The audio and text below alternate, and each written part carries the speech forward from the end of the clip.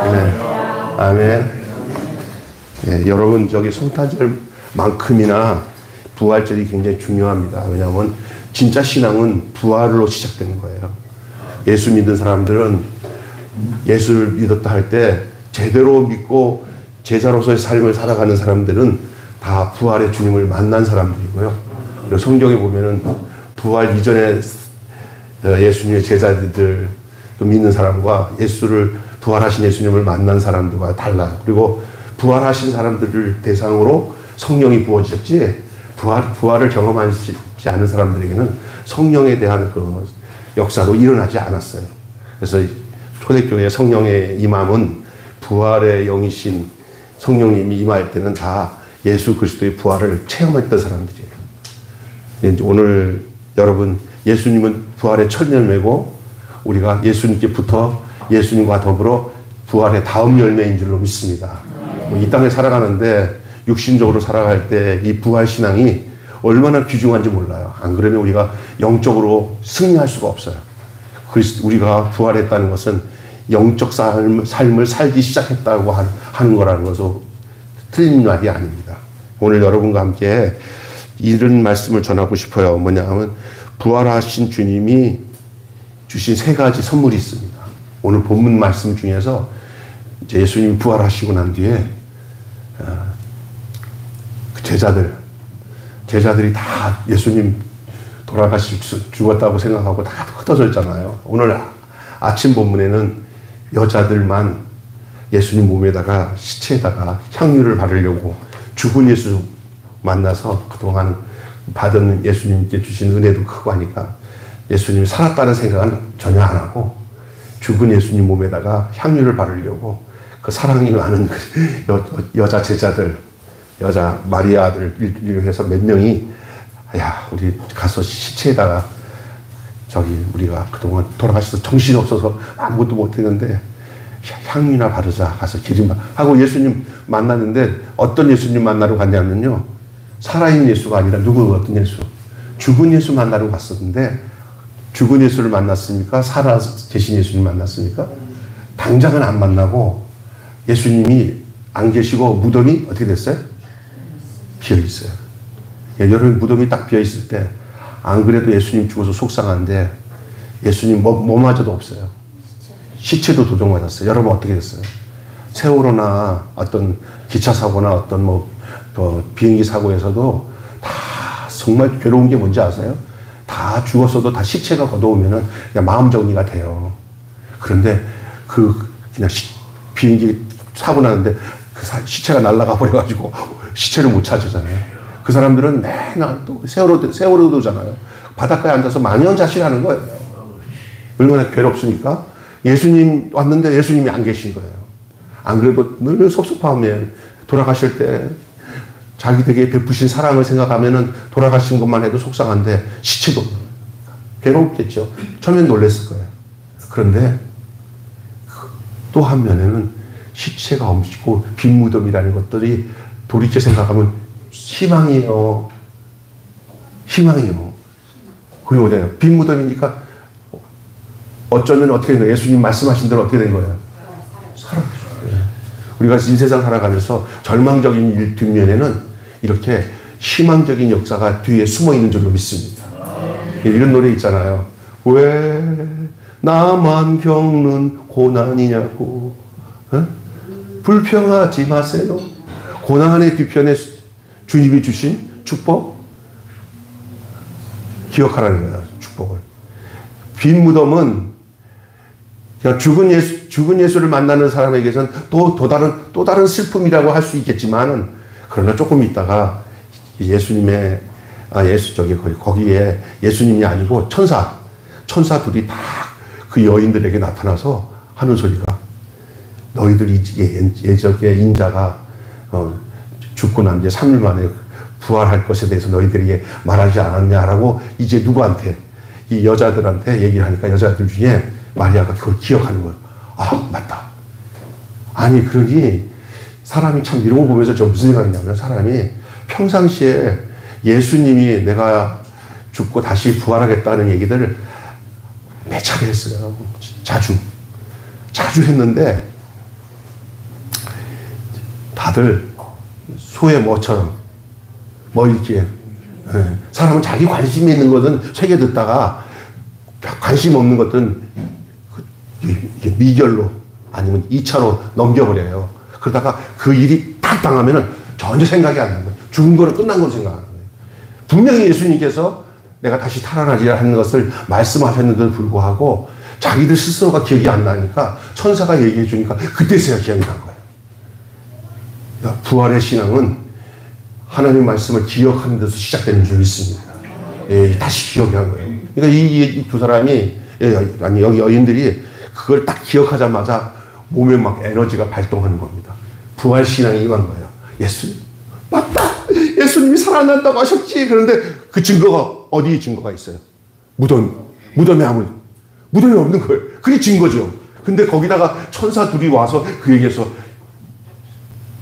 예수님 살아나셨다는 것을 아주 명백하게 얘기를 하니까 이 여자들이, 그러니까 남자들 쓸모없어. 그냥 진짜 내가 보니까 용감한 건 여자들이야. 집사님 죄송해요. 우리 집사님 하지만 여자들이 진짜 믿음의 대장부야. 돌아가갖고 자기 베드로랑 거기 있는 사람한테 얘기하는데 거반 다 안 믿어요. 근데 여러분 이게 있어요.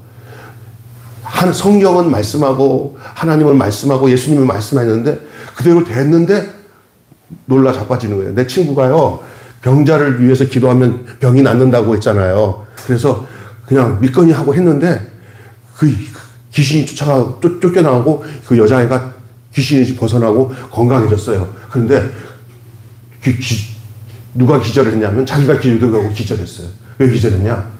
자기는 안 믿고 했는데 그냥 믿거니 말거니 했는데 되니까 자기가 자기에게 놀래가지고 넘어졌다 그러더라. 나한테 얘기해. 친구예요, 지금.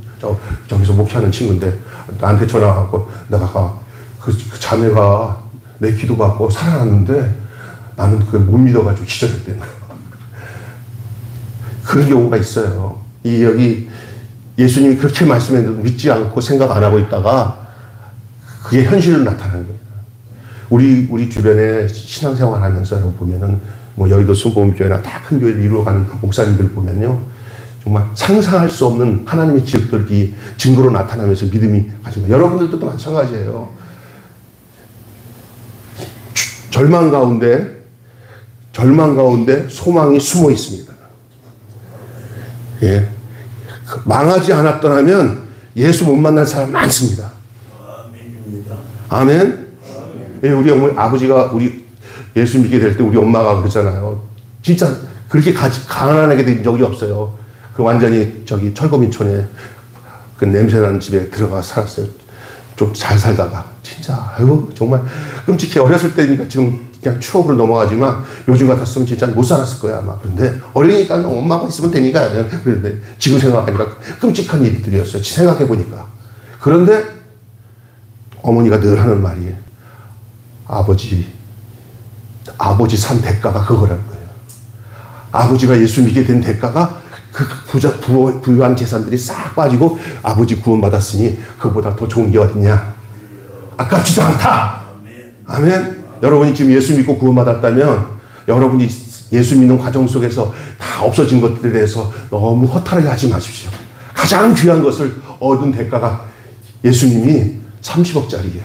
어떤 사람은 예수님이 8억짜리요. 어떤 사람은 자기 생명까지 내어준 주인에서 우리를 사신 거예요. 여러분, 그게 우리 가치예요. 그러니까 이 빈무덤이 보여주고 있는 내용이 바로 그래요. 그냥 빈무덤이죠. 인간적으로는. 다 망한 것 같죠. 시체까지 없어졌어요. 그러나 없어진 게 아니에요. 살아나신 거예요. 우리 신앙이, 산신앙이 뭡니까? 내가 추구하고 있는 것은 빈무덤 같지만 그게 빈무덤이 아니라 살아있는 신앙으로 바뀌는 거예요. 세상 거 너무 좋아하면은 이게 생명신앙 못 가져요. 세상 것이 다 떨궈줘야 돼요. 그거 추구하게 되면요. 그때부터 죽음이 찾아와요. 대부분 절망이 왜 오는지 아십니까? 욕심 정리가 안 돼서 그래요. 욕심이 우리에게 절망을 갖다 주는 먹잇감인 줄로 믿습니다. 먹잇감을 다 없애버려야 우리가 절망 안 하고 평강 가운데 살게 되는 줄 믿습니다. 제가 오늘 이 말씀을 전하면서 여러분에게 오늘 본문 말씀으로 좀 말씀을 이제 진행을 하겠습니다. 여기서 여러분 잘 아시겠지만 오늘 세 가지 선물이 뭐냐. 예수님께서 부활하시고 예수님이 죽으시고 며칠 만에 부활하셨어요. 3일 동안 무덤에 있다가 부활하셨어요. 이거는 실제적이고 역사적인 사실이에요. 그리고 우리에게는 이 분명한 메시지에 대해서 의심 없이 믿어야 되는 거예요. 그래야 우리가 그렇게 살아요. 안 그러면 안 믿고 살면 그냥 사는 거죠. 끝나는 거예요. 그냥 우리가 주님을 믿고 예수를 믿겠다고 주님이 우리를 부르셨다면 우리는 이 성경에 나오는 이 성경의 이야기, 실제적으로 예수님에게 나타났던 이 사건, 이것을 통해서 우리에게 주는 내용들을 우리는 신뢰하고 믿어야 돼요. 그래야 우리가 주 안에서 변화되어서 주님 원하시는 삶을 살게 되는 줄 믿습니다. 자, 그런데 예수님께서 3일 만에 부활하시고 며칠 동안 부활하신 모습으로 이 세상에 남아서 계셨어요? 누가 했어요, 40일간? 목사님이니까. 나는 또 목사님이 한 줄 모르고 저쪽에 우리 저 누구야? 우리 윤미란 성도님이 얘기한 줄 알고, 이거 40일 놀랐어요. 40일간이요? 40일. 40일이 짧은 기간도 아니고 긴 기간도 아닐 거예요. 한 달하고 열흘이에요, 더. 그러니까 죽음에서 부활하셔서 이 자신의 그 몸이 육체를 가진 사람들에게 나타나서 동일하게 부활하신 모습으로 같이 그들에게 찾아가서 위로하고 만나주시는 그 시간이 40일 동안 있었어요. 예수님이 부활한 40일. 무슨 말이죠? 40일 동안 있는 동안에 예수님이 못하고 살았나 그런 데서는 성경에 안 나와요. 뭐 어디서 주무셨나 이런 것도 안 나와요. 예수님의 몸은 이전의 몸과 달라요. 이전의 몸은 육체를 가지고 있어서 어디 뭐 거처가 필요하지만 성경에는 그런 내용이 없어요. 하여간 그 예수님만이 그렇게 특별하게 이렇게 주무시는 어떤 곳이 있었는지. 근데 내가 보면 부활하신 후에는 낮도 필요 없고 밤도 필요 없는 어떤 새로운 신령한 몸이라고 생각해요, 저는요. 그래서 어떤 이 공간도 공간에 이게 매여서 못 나오지도 않고 그 감옥 깊은 속에서도 거기서도 빠져나올 수 있는 몸인 것 같아요. 부활체라고 얘기해요. 그런데 그런데 영체가 아닌 부활체인데 육의 몸들도 교통할 수 있는 그 특별한 그런 실제의 모습이에요, 예수님이. 우리가 나중에 천국 갈 때 1차적으로 그런 모습으로 변화된다고 그렇게 얘기를 해요. 예수님의 몸도.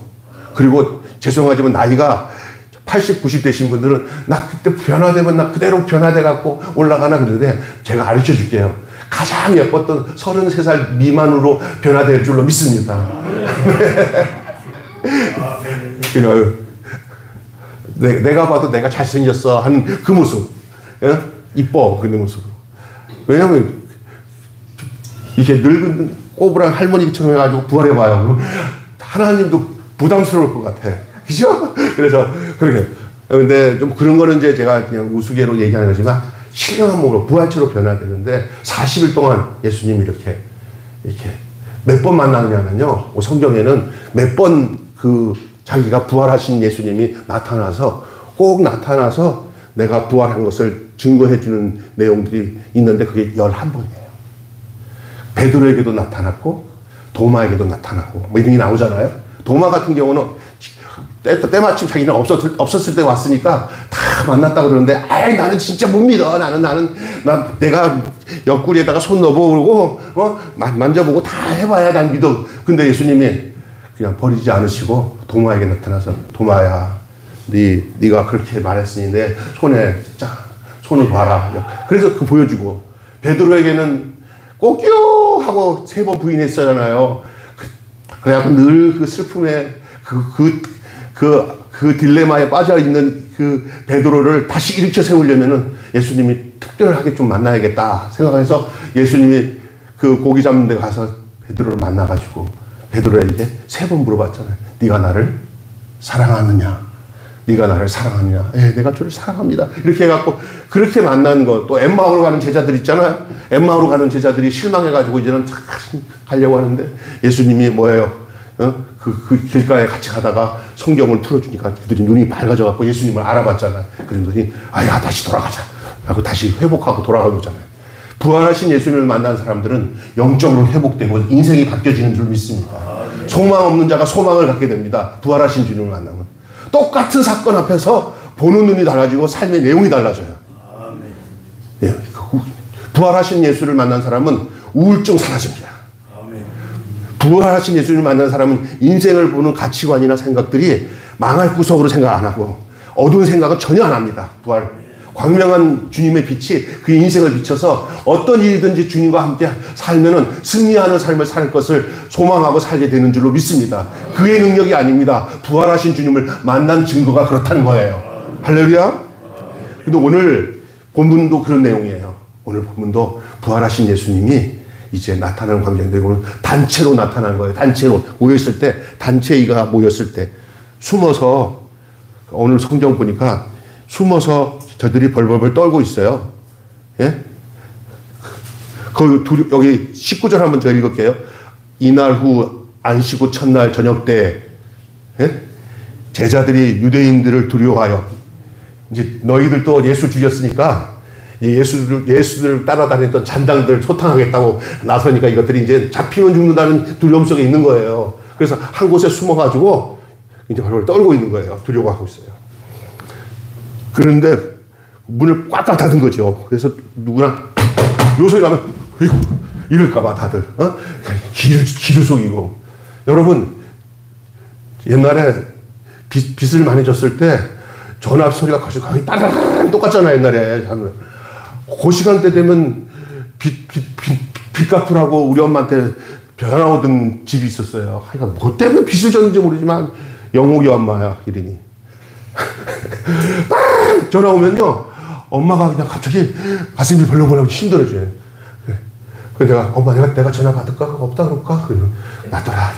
거짓말하는 거 나쁘잖아요. 그러면서 이제 내가 야 나까지도 엄마 모습 보면서 영옥이 엄마지 엄마. 정말 빚지고 하는데 진짜 그 못할 짓이더라고요. 예. 그런데 여기 지금 제자들이 모습이 뭐냐면 누가 문 두드리면 누가 왔을 것 같아. 로마 군인들이 야 여보세요 하고 올 것 같은 느낌이야. 그냥 두려운 거예요. 여러분 인생 살면서 두려워해 본 적 있습니까? 두려워해 본 적 있습니다. 인생 살면서 두려워하지 않아도 되는데 괜히 싸잡아서 끌어가고 두려워하는 경우가 있어요. 또 두려움이 없으면 어떤 두려워할 게 또 뭐 없나 찾는 사람이 있어요. 걱정거리가 해결되는데 하나 해결되고 나면 왜 걱정거리 중독된 사람들은 어떤지 아세요? 왜 걱정거리가 왜 없지? 또 걱정거리 찾아봐야지. 이런 사람도 있다니까. 여러분 웃기는 거죠. 이 두려움이 인간이 가지고 있는 가장 큰 딜레마, 슬픔. 인생 살아가면서 두려움 없는 사람은 없을 거예요. 결정적으로 죽음에 대한 두려움, 질병에 대한 두려움. 나도 가끔 가다가 이게 텔레비 보면서 암 보험 들으라고 텔레비 이렇게 선전 나오잖아요. 난 그냥 막 다 돌려버려요. 이상하게. 저는 그 자꾸 보면 기분이 안 좋아. 그냥 돌려버려. 들 것도 아닌데 자꾸만 나오니까. 이 사람이 병에 대한 두려움, 죽음에 대한 두려움, 앞날에 대한 두려움, 이것은 모든 인생이 갖고 있는 거예요. 어떤 사람은 세상에서 뭔가 다 군림하는 알렉산더 같은 사람이 밤에 두려워서 잠을 못 잤대요. 알렉산더 아세요? 이 세상에서 최고의 왕 아닙니까? 두려움을 이기지 못한 알렉산더. 말이나 돼요? 대체적으로 여자들보다 남자들이 더 두려워해. 내가 같이 살아보니까 알아. 나는 많이 두려워하는데 우리 집사람은 안 두려워. 내가 보면 두려워하는 사람들 많아. 남자들이 두려워. 여기 되게 안 두려워할 것 같은데 되게 두려워해. 두려움 자체가 죄가 아닙니다. 인간 다 두려워할 수 있어요. 근데 이 모여있는 사람들 속에, 두려워하는 사람들 속에 특별히 이 사람들 좀 두려울 수밖에 없죠. 누가 잡혔는데. 예수님 잡혀가고 예수님 돌아가셨어요. 십자가에서. 이제는 그 다음 순서가 누구겠어요? 야, 베드로라는 애 있다. 그거 잡아라. 또 누구 잡아라. 아마 지명수배가 됐을지도 몰라요. 예. 어떻든 간에 이제 시간 끌어서 이제 안 만나고 안 잡히는 것이 저들의 방법이기 때문에 그 기간 동안은 두려워요. 그때 예수님이, 부활하신 예수님이 저들에게 찾아오십니다. 오늘 본문에, 자, 오늘 본문 중에서 제일 많이 나오는 말이 어떤 말인지 알아요? 우리가 쭉 성경 읽을 때 제일 많이 나오는 말이 뭐였어요? 너희에게 평강이 있을지어다. 예. 여러분, 예수 믿는 사람에게서 돈 많이 벌어서 부자 되는 것이 복이 아닙니다. 그러나 복이기도 합니다. 돈 없는 것보다는 돈 많은 게 좋습니다.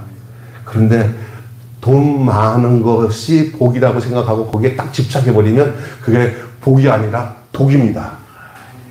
복과 독이 비슷해요. 디귿자와 비귿자의 차이입니다. 예?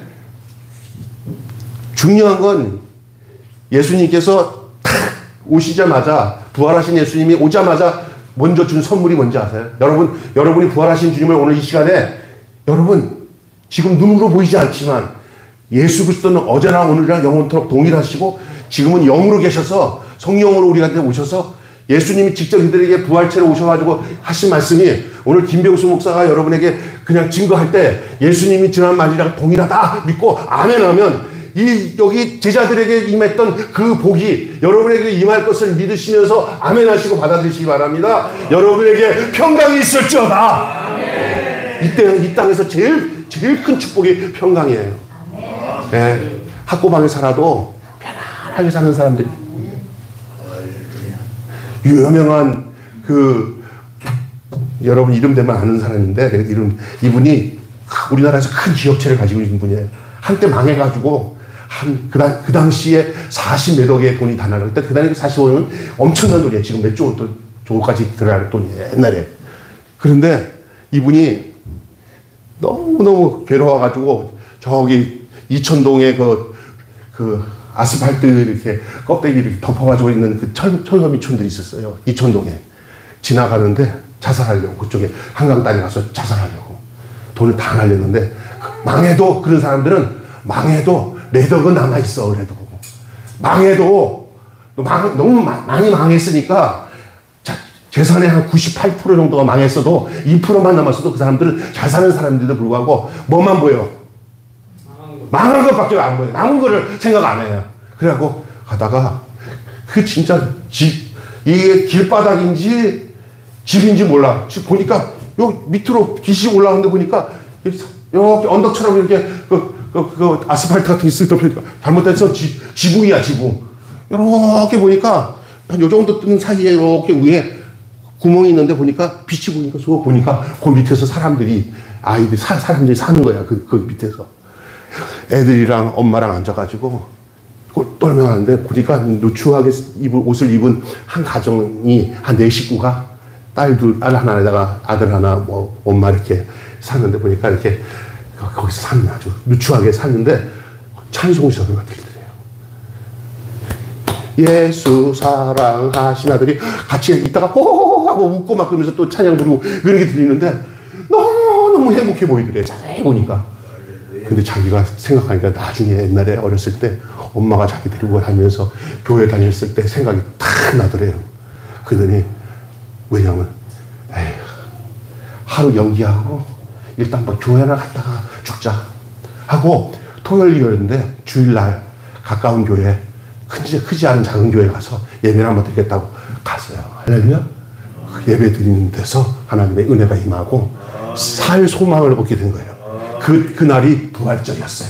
할렐루야. 그리고 그 집이 돌아와 보니까 남은 돈 이만큼이면 저런 집 사는 사람보다는 훨씬 난 거예요. 아내한테 다시 시작하자. 부활하신 주님이 함께하니까 같이 하자. 지금은 우리나라에 정말 믿음 좋은 장로님으로서 정말 큰 일을 하고 계셔요. 지금도. 사람은 끝까지 봐야겠지만 지금까지는 정말 많은 일을 했어요. 저희 선배가 거기서 사목으로 있고, 사목으로 있다가 좀 우리 학교 총장으로 갔어요. 거기서. 우리나라의 모든 그 건설업의 어떤 그런 자료들을, 이런 제 자재들을 다 되는 그런 아주 훌륭한 기업체고, 지금도 그렇게 믿음으로 살아요. 죽었으면 그냥 죽은 거예요. 그냥. 부활하신 예수 만나면 인생을 바로 볼 수 있는 소망 가운데 자기를 다시 알아볼 수 있는 힘이 생기는 거예요. 여러분, 죽을 힘이 있으면 살면은 살게 되는 줄 믿습니다. 죽을 힘이 있으면 그 죽을 힘 가지고 살아보세요. 못 살 거 하나도 없어요. 그리고 세상은 어두워져요. 세상은 망해요. 이 세상은 소망 두지 마세요. 이 세상 속에서, 불의한 세상 속에서 우리가 어떻게 살아가느냐, 그게 지금 우리의 숙제예요. 근데 우리 힘으로 안 되고 주님이 우리와 함께 하시는데, 어떤 주님이 우리와 함께 하시냐? 부활하신 주님과 함께 살면 세상이 어두워도, 세상이 망해도 그 가운데 우리를 주님께서 살리시는 줄 믿습니다. 그래서 기도하는 거예요. 그래서 주의 인도를 따라가는 거예요.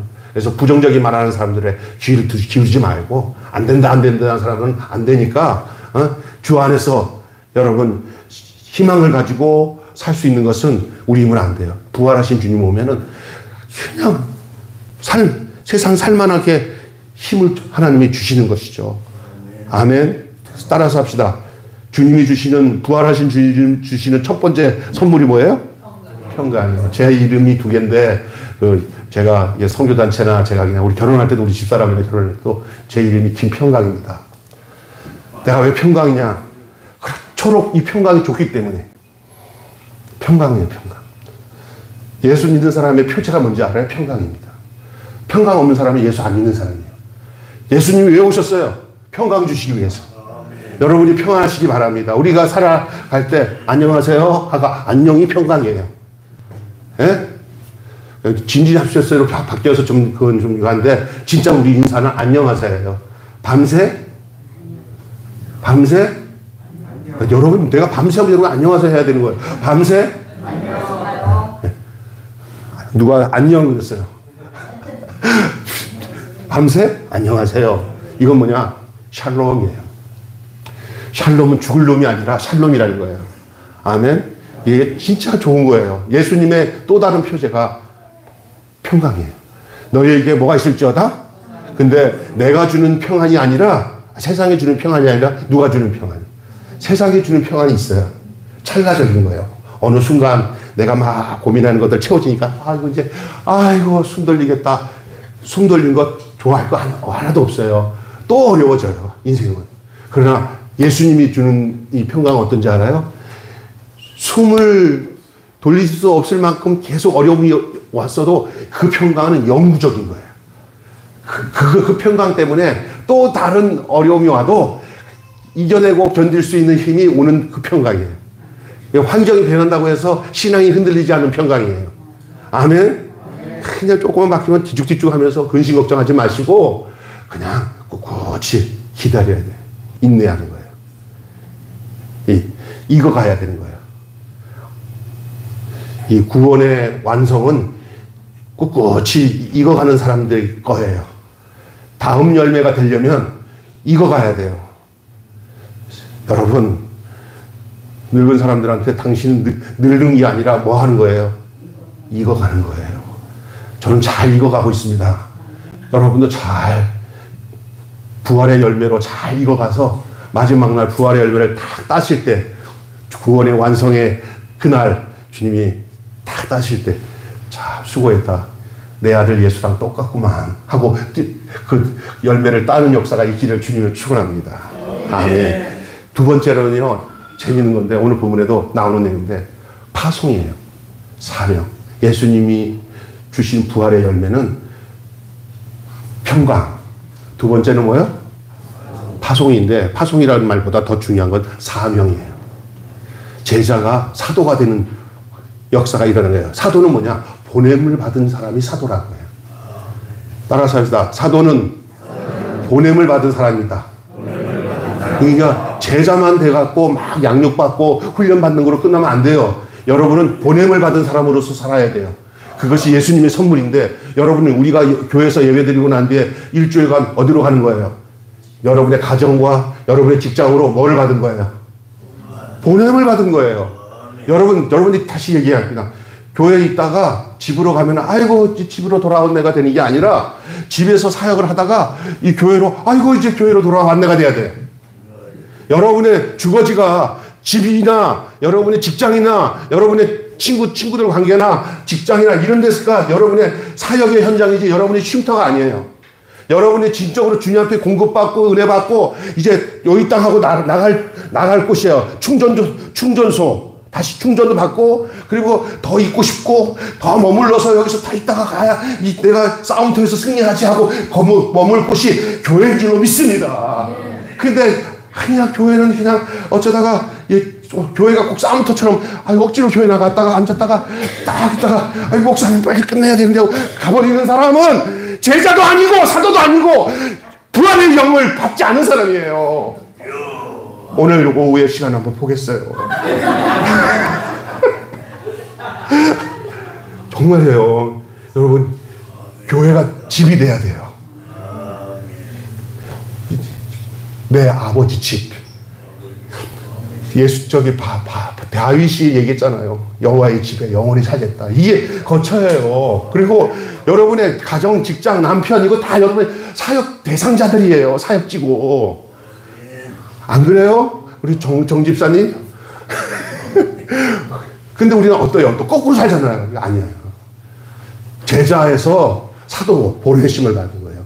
이게 뭐야? 성령 받은 예수님이 주신 선물이에요. 이런 생각은 성령 받지 않고 하나님의 사람으로 부활의 영이신 예수님을 알지 못하면 전혀 이런 메시지도 전할 수도 없고 여러분이 그걸 느끼고 아멘 할 수도 없어요.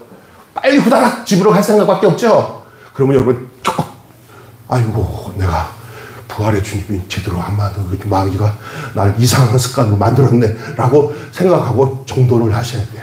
주여 내가 여기서 충만히 내 집에 거하리게 이 집에서 거하겠나이다. 아멘. 그렇다고 해서 내가 여러분을 계속 붙잡아 놓고 여기서 먹고 자자고 하지는 않아요. 여러분의 일터, 여러분의 사역지가 여러분의 열매 맺는 장소잖아요. 여기가 아니에요. 교회에서 열매 맺으려고 하지 마세요. 여러분의 교회에서 파송된 곳에서 교회에서 파송된 것이 가정이고 직장이잖아요. 할렐루야? 거기서 열매 맺어야 되는 거죠. 그래서 우리 교회는 교회에서 일하는 일은 최소한을 시켜요. 그리고 교회마저도 바깥에 사역을 더하게 지역사회에 더하고 이런 일. 여러분의 가족도 교회에서 막 일 많이 하는 거 아니에요. 교회는 부활의 주님을 만나서 성령으로 충만해지고 말씀으로 충만해져서 이 세상에서 하나님 뜻대로 살도록 제자로 훈련받는 곳이 교회인 줄로 믿습니다. 그리고 제자로 파송되는 거예요. 사도로. 할렐루야. 두 번째가 아주 행복합니다. 세 번째로는 오늘 시간이 없는데 세 번째로는요. 우리 예수님이 오늘 요 본문에서 나오죠. 성령 받아라. 하는데 그 표현을 하셔요. 숨을 뭐야? 내쉬며. 성령은 하나님의 숨입니다. 이 하나님이 인간을 창조하셨을 때 그 코에다 생기를 불어넣은 것처럼 우리 예수님이 창조적인 사역을 하셔요. 그게 뭐냐? 제자들 앞에 불어넣었어요. 제자 공동체에다가 하나님이 아담에게 불어넣었던 숨을 불어넣는 그 생명의 영을 제자들에게 전체 있는 데서 평강에 있을지어다. 내가 하나님 아버지가 나를 보낸 것처럼 너희도 너희를 보내노라 하고 파송하며 사명을 주신 후에 그 다음에 불어넣으시면서 그 제자 공동체에다가 거기다가 숨을 불어넣었어요. 교회에 하나님의 숨이 불어져야 돼요. 이게 우리 교회가 성령이 불어와서 그 성령이 여러분 안에 가득 차서 그 주님이 원하시는 그 인생 삶을 부활의 영으로 살아가야 되는 거예요. 예. 그러면서 뭐라고 했어요? 따라서 합시다. 숨을 내쉬며 성령을 받아라. 그게 선물. 너희가 회개하고 예수 믿으면 성령으로 선물 받는다 그랬어요. 각각 너희들이 회개하고 예수를 믿으면 주의 성령님이 너에게 임한 그게 선물이다. 성령을 선물로 주는 거예요. 이 성령이 어떤 자에게 주는지 아세요? 부활한 자들에게 주어지고 성령은 평강은 부활한 자들에게 주어져요. 또 사명은 누구에게 주어져요? 부활의 주님을 만난 사람이에요. 여러분이 지금은 우리 유구의 눈으로는 부활하신 주님을 2000년 전에 있던 예수님을 만나는 게 아니에요. 지금은 어떤 시대냐? 지금은 예수님이 말씀하신 것처럼 보혜사 성령님을 본인도 보혜사지만 예수님이 그 사역의 역할을 성령님에게 맡겼어요. 그러면서 똑같은 성령님, 예수님도 보혜사고 성령님도 보혜사예요. 그런데 지금은 그 육신을 하셨던 보혜사였던 예수님은 죽고 부활하시고 난 뒤에 승천해서 하늘로 올라가시고 이 똑같은 그 보혜사 역할을 하시는 성령님을 보내셔가지고 우리들에게 부어주셔서 우리가 예수님 곁에서 이해 못했던 것이 성령님은 우리 속에 들어와서 우리에게 이 성경 말씀을 깨닫게 하시고 우리 이 안에서 예수의 마음으로 기도하게 하셔서 주님과 똑같은 그 생애를 살아가도록 주님이 새 생명을 우리에게 주신 것이 성령 사역인 줄 믿습니다. 성령님이. 그래서 성령님이 계셔서 이 교회가 이루어져서 예수님의 몸을 이루는 거예요, 여러분이. 할렐루야. 우리 교회에 예수님이 뭘 불어넣으셨다고요? 숨을 불어넣으시면서 뭘 보였어요? 따라서 성령을 받으라. 우리 매일 교회에 한 사람도 빼놓지 않고 2025년도에는 전부 성령 충만한 성도들이 되시기 바랍니다. 성령님을 환영하고 인정하고 모셔드려야 돼요. 내 생각으로 사는 것을 포기하고 성령이 이끄심에 따라 순종하고 따르는 역사가 일어나는데 그 성령은 꼭 지침대로 하는데 성령의 지침을 그대로 확인해 주면서 이끌어 가시는 분이 성령이에요. 자기 막 생각 가지고 막 하지 않아요. 꿈꿔서 얘기하고 이렇게 하고 이렇게 안 해요. 성경을 쭉 묵상하면서 하나님의 영의 성경의 내용들을 인격화시켜서 우리 안에서 영으로 와서 우리에게 말씀하면서 우리의 삶을 당신이 원하는 쪽으로 잘 인도하신 분이 바로 보혜사 성령인 줄 믿습니다.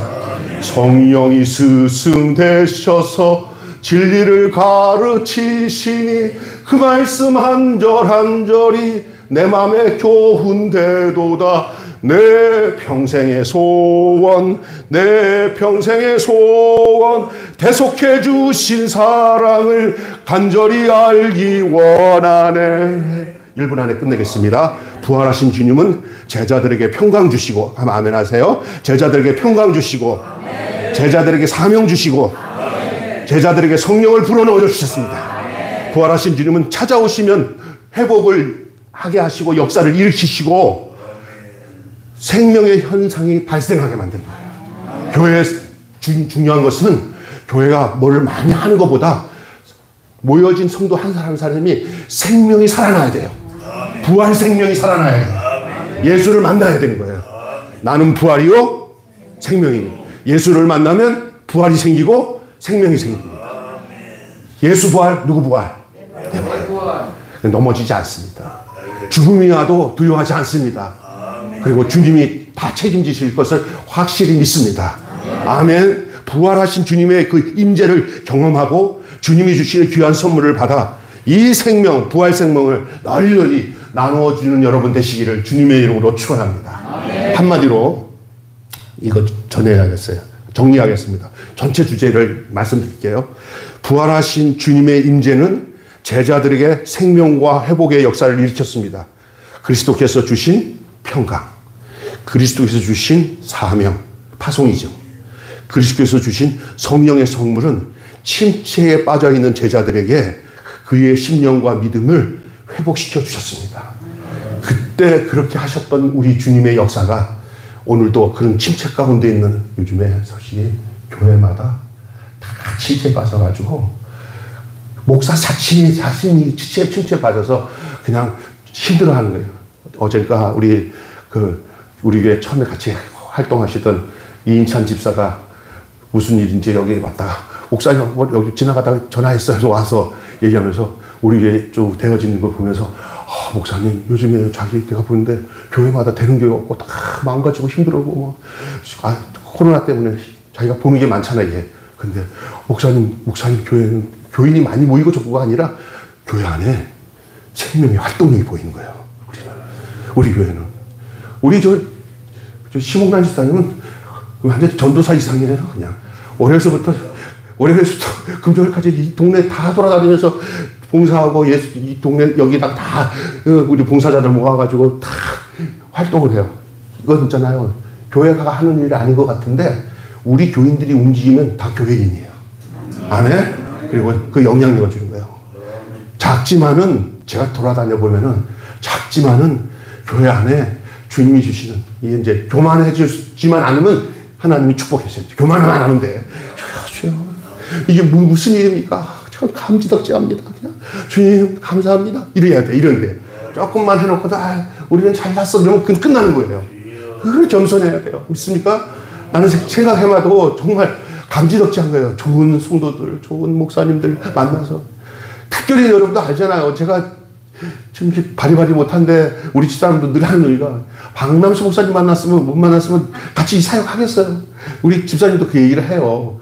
그러니까 제가 이렇게 설교 준비하고 은혜롭게 말씀 전할 수 있는 그런 공간을 만드는 거예요. 시간적 공간을. 너무나 감사한 거예요.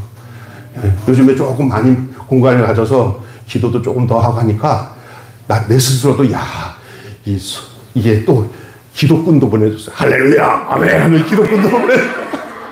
얼마나 재밌는지 몰라요. 우리 박희봉 목사님이랑 짝이 돼가지고 지금 그러면서 너무 감사해요. 때따라 어떤 사람이 있다가 또 교회에서 또 떠나서 가버리고 나면 막 실망한 안 해요. 필요한 사람들 알아서 하나님 체험 주시고 또 그 사람은 또 다른 데가 필요하면 또 가겠지. 그러나 본질적인 거 주님이 원하시는 그쪽으로만 쫙 가게 해주시고 사람과 결을 이게 서로 마음에 상처 안 받고 편하게 있던 사람도 다시 와서 또 이렇게 보면 반갑게 안아주고 하는데 그리고 그 중심에 그냥 여러분은 격가지가 되지 마시고 중심가지가 돼서 끝까지 주님 앞에서 매일 그와 함께 천국에 이르기를 바랍니다. 아멘. 네.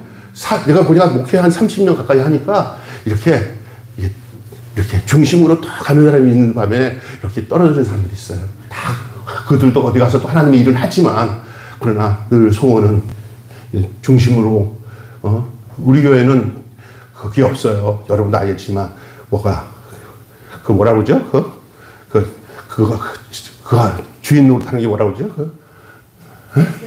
네, 그런 사람 없잖아요. 우리 교회는 아무나 와서 충성 다하면 일거리 다 그냥 열심히 교회 주인이셔가지고 일할 수 있도록 그렇게 하니까 감사한 거예요. 우리 박 목사님이랑 저도 그래요. 누가 교회에서 중심이 돼가지고 우지자지하지 않고 주님이 우리 교회를 다스리도록 그리고 새로운 사람이 와서 봉사를 해도 얼마나 좋고 그 사람들에게 일할 수 있는 공간을 마련해서 그 안에서 주님이 주신 은혜 안에서 사역을 할 수 있도록 그렇게 되어지기를 주님의 이름으로 축원합니다. 주의 평강이 여러분에게 함께 하시길 바랍니다. 부활절 귀한 아침 예배에 주의 평강이 여러분에게 함께 하기를 바랍니다. 주님의 사명이 여러분과 함께 하기를 바랍니다. 주의 성령이 여러분과 함께 하시기를 주님의 이름으로 축원합니다. 다 같이 주여 한번 부르시고 기도하겠습니다. 주여 거룩하신 아버지 하나님 은혜와 사랑을 감사합니다. 저희들을 한자리에 모이게 하시고 함께 예배드리며 하나님이 주신 말씀으로 하나 될 수 있도록 인도해 주심을 감사합니다. 하나님 아버지 주님이 부활하신 주님이 너희에게 평강이 있을지어다. 부활하신 주님이 너희에게 내가 너희를 보내노니 내가 아버지가 나를 보내신 것처럼 너희도 보내노니 제자가 사도가 되어주고 하나님 파송받은 자로서 나는 사도적인 삶을 살며 하나님이여 사는 역사가 일어나게 해주신 것을 아니 우리가 똑똑히 보았습니다. 오늘 우리가 어떻게 살아야 될지를 말씀하고 계신 줄 믿사옵니다. 하나님 아버지여 우리가 교회로서 살아가는 성도들도 한 주간 가정으로 직장으로 삶의 현장으로 파송할 때 하나님이여 예수 그리스도의 제자로서의 삶을 살아가게 하여 주시옵소서. 뿐만 아니라 성령에 충만하게 하시고 하나님이여 성령에 말하게 하심에 따라 하나님이여 말씀을 증거하고 생명을 전달해 주는 자로서 하나님의 부활을 증거하는 자로서 살아가는 저희들 될 수 있도록 우리 아버지 인도하여 주시옵소서. 오늘도 역사하여 주심을 믿습니다. 주여 도와 주시옵소서. 감사합니다. 하나님 주 예수님의 이름으로 기도하옵나이다. 아멘. 찬송가 165장 부르시고 주님 앞에 봉헌하겠습니다.